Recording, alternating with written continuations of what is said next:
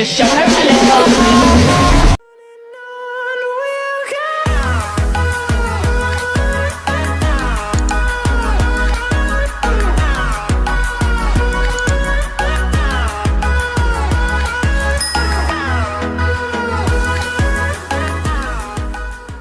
Assalamualaikum warahmatullahi wabarakatuh. Hello everyone.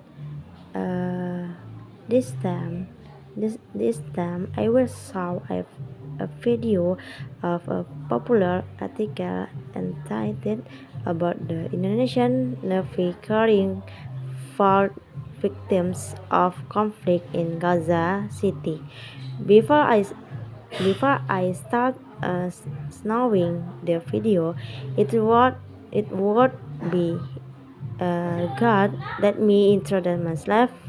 My name is Isbara Chayani. I am a student from the Ministry of Health Polytechnic Padang. From the Padang Applied Nursing undergraduate study program with NIM 2333 My aim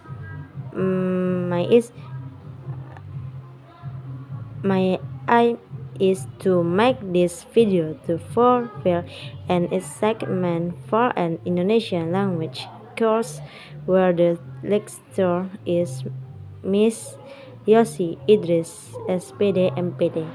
Happy watching.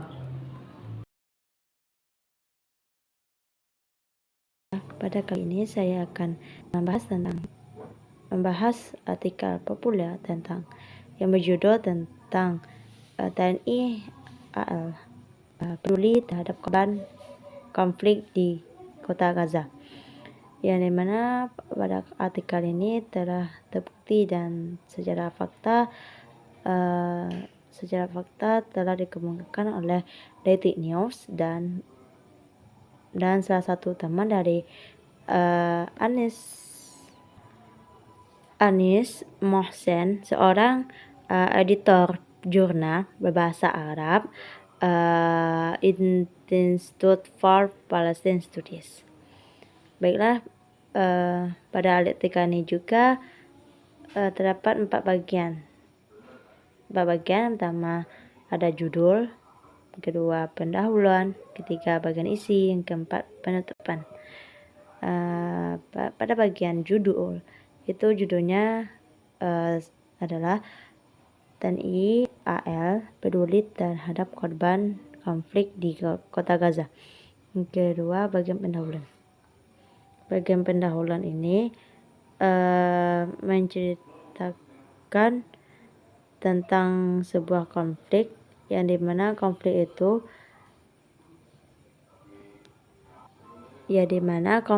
itu telah terjadi antara pasukan Israel dan kelompok Hamas masih berlangsung sampai saat ini.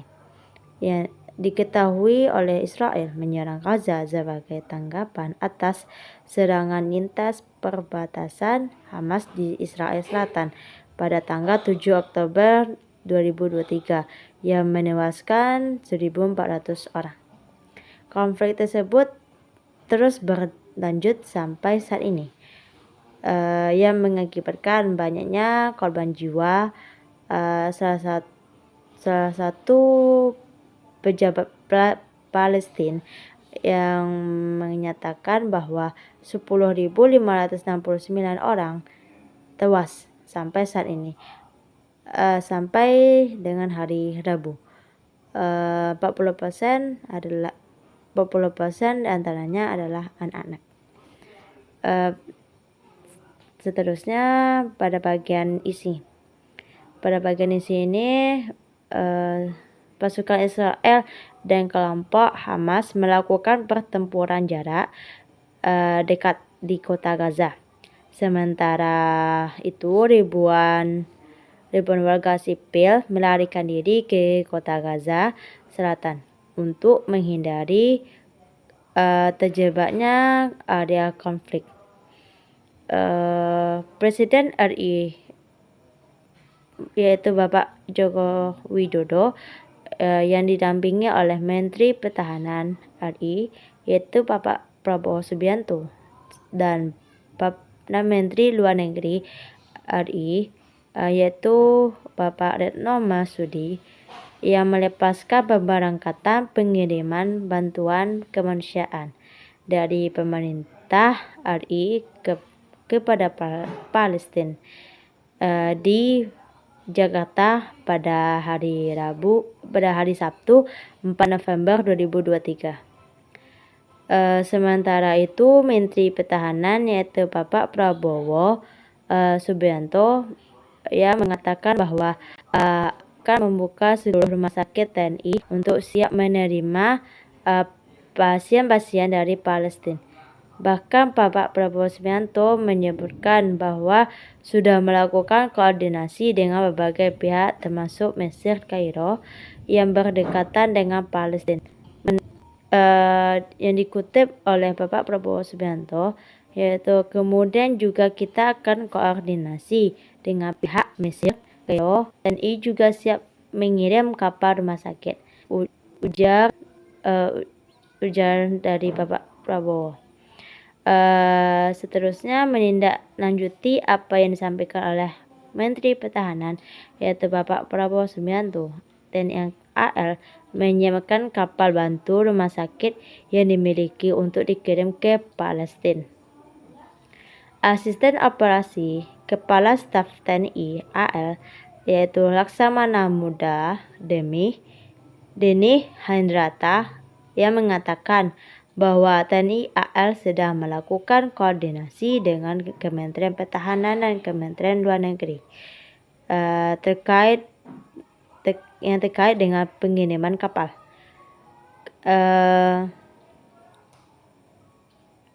Kami akan siapkan jenis kapal bantu rumah sakit karena ada dua fungsi yang akan kami siapkan, yaitu untuk bakti kesehatan maupun bakti sosial, ujar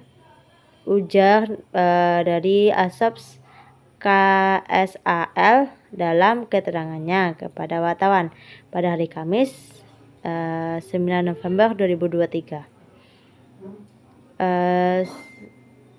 Saat ini TNI AL telah membuka posko peduli korban konflik Gaza dan siap membantu seluruh masyarakat Indonesia yang ingin turut serta membantu korban konflik di kota Gaza.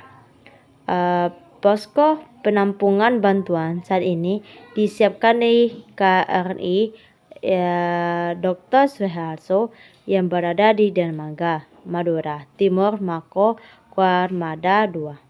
Perlengkapan yang dibutuhkan diantaranya pakaian baru, anak atau dewasa, air mineral, serta obat-obatan.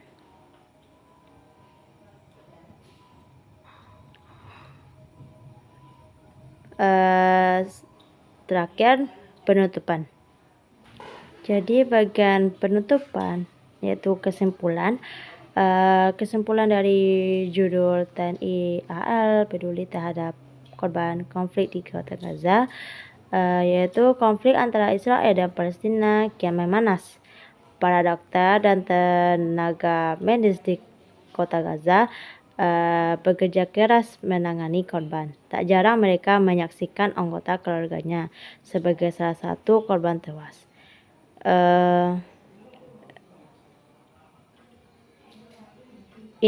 Deretan tenda bermunculan di bagian selatan jalur kota Gaza. Ini yang menjadikan tempat berlindungnya dari ganasnya bom Israel yang terus mengempur wilayah tersebut. Kondisi di kota Gaza selama berminggu-minggu sebagai balasan atas penyerangan Hamas terhadap Israel pada tanggal 7 Oktober 2023. Korban tersebut bertambah dan kini korban tersebut telah mencapai 7.000 orang dengan mayoritas korban anak-anak balita. Israel pun terus melancarkan serangan yang lebih besar ke jalur kota Gaza. Perang yang berkepanjangan menurut sejumlah analisis adalah hal yang diinginkan oleh Perdana Menteri Israel, Benjamin Netanyahu, Benjamin Netanyahu. Keinginannya untuk melancarkan konflik berkepanjangan ialah untuk mengalihkan perhatian atas kasus korupsi yang hadapi selama bertahun-tahun, serta protes mingguan terhadap perombakan sistem peradilan Israel yang dilakukan pemerintahannya, seperti dijelaskan oleh Chaim Bernstein, seorang profesor di School of Oriental and African Studies atau SOAS di London. Dia ingin berlangsung lama atau agar dia tidak masuk penjara, dan setelah perang siapa yang punya tenaga untuk memenjarakannya, ujar dari Bernstein. Setelah itu ia juga mengatakan bahwa Netanyahu juga ingin menang sebagai pahlawan yang menghancurkan Hamas. Menurutnya, Netanyahu tidak peduli dengan korban jiwa pada penyerangan 7 Oktober 2023.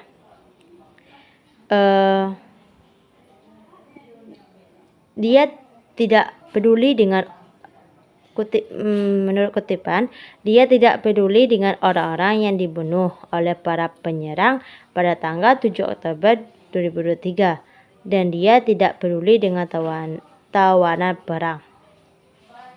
Tambahan dari Bernstein. Perang berkepanjangan yang melibatkan invasi darat total ke Gaza, kata Zoran Kusovak selaku analisis dan konsultan strategis, akan serupa dengan perang perkotaan yang merupakan jenis perang paling berdarah. Apabila invasi darat semacam itu terus terjadi dan dimulai pada malam hari, pasukan Israel memiliki keuntungan dengan adanya pelatihan di malam hari. Meski begitu, kota Gaza juga memiliki pertahanan yang baik dengan adanya jaringan terowongannya yang diketahui oleh Hamas baik luar maupun dalam, dan dapat ditanami ranjau jika Israel mencoba menembusnya. Lanjutan dari Kusovak. Di sisi lain, Israel dilengkapi dengan teknologi canggih seperti robot yang dapat memasuki terowongan tersebut. Bukan hanya pos terdepan Hamas, melainkan juga cara sejumlah makanan dan pasukan penting lainnya memasuki wilayah yang diblokade.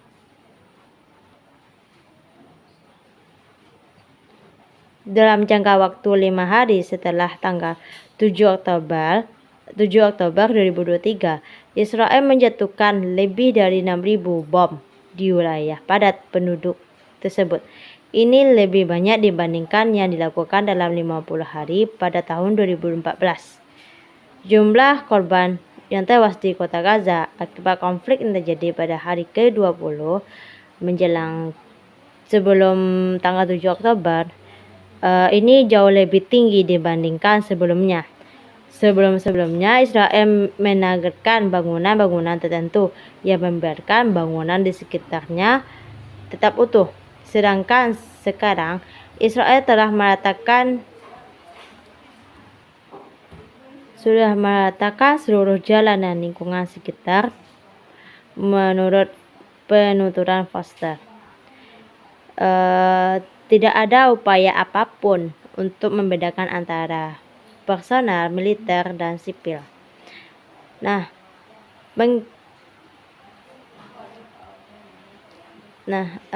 Sekian dari video yang saya tampilkan. Apabila memiliki kesalahan kata, mohon maaf. Thank you for watching. Goodbye.